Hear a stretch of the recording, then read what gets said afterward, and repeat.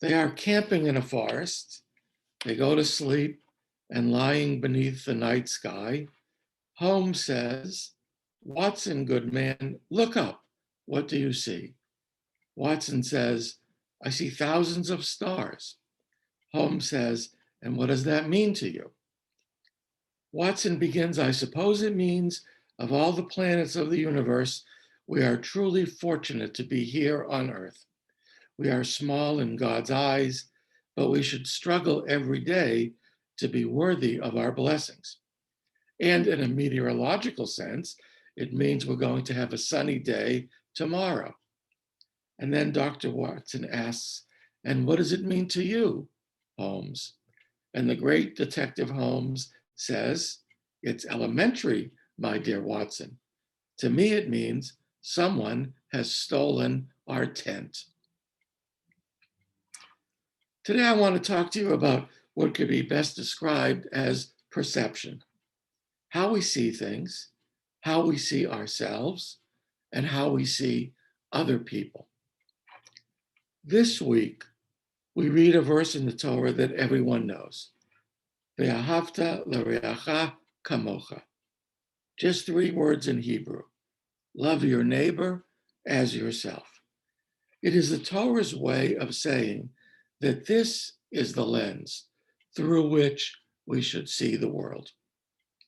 Probably the best known artistic illustration of this principle, at least to me, is found in the small town of Stockbridge, Massachusetts, at the Norman Rockwell Museum.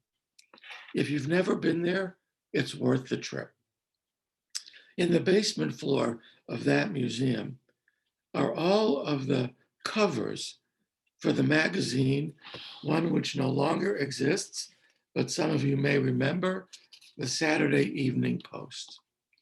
Rockwell's 1961 cover of the Saturday Evening Post is a commentary on this verse of love your neighbor. In it, you see a rabbi with a tallis over his head, a German mother with a braid in her hair holding her blonde child, an African boy holding a bowl, a Chinese child in a red coat, a Japanese lady in a kimono, and several dozen other people with the words written in gold: "Do unto others as you would have them do unto you," neatly printed Rockwell style in the front. Interestingly, Rockwell did not have to travel around the world to find the models for the people in his picture. In a 1961 interview, he explained, "The man wearing the wide brimmed hat in the upper right corner," he said, "he's part Brazilian, part Hungarian, I think. And then there is a Korean. He's a student at Ohio State University who spent the summer in Stockbridge. Here is a Japanese student at Bennington College," a nod to the cantor. "And here is a Jewish student." Pointing to the rabbi, he continued, "He's the retired postmaster of Stockbridge. He made a pretty good rabbi, but in real life, he's a devout Catholic.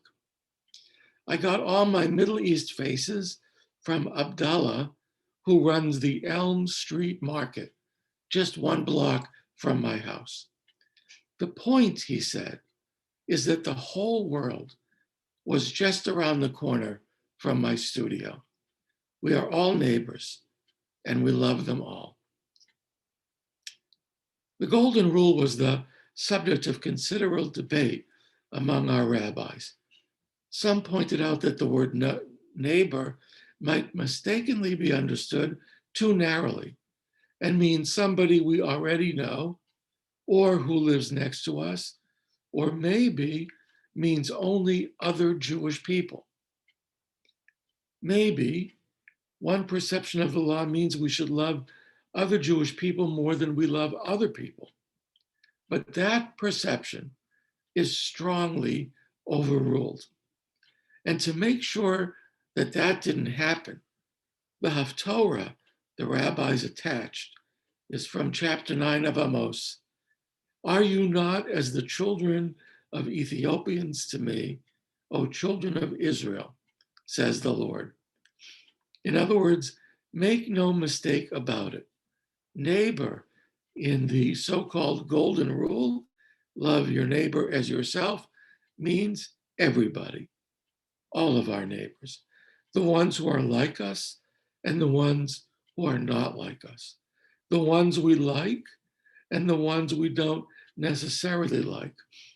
All of them are people, children of God, and are entitled to our neighborly love and respect.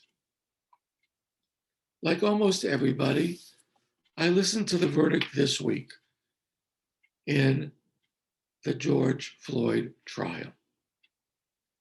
And I know many celebrated, but I felt no joy. What I felt was sadness. Sadness for George Floyd and his family, a man who lost his life to an act of simple human brutality. And I admit too, sadness for Derek Chauvin. How did he get to be like that? And sadness for all the victims of racism and hatred, and sadness for our country. V'ahavta l'reacha kamocha. Why do we all have such difficulty with a simple rule that is at the center of every major world religion?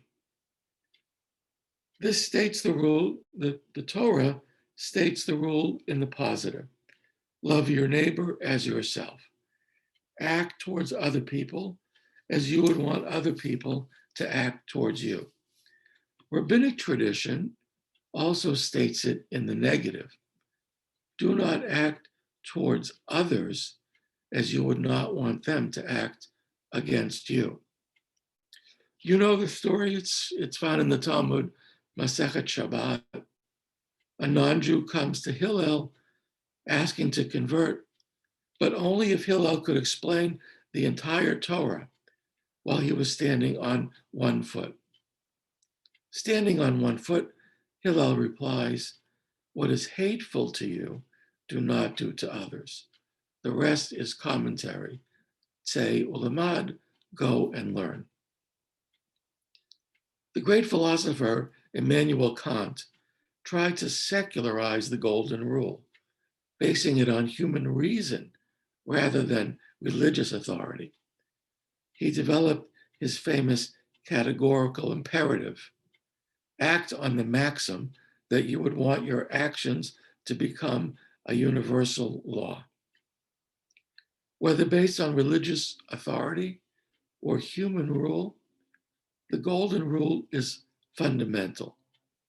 So why do so many of us have difficulty following it?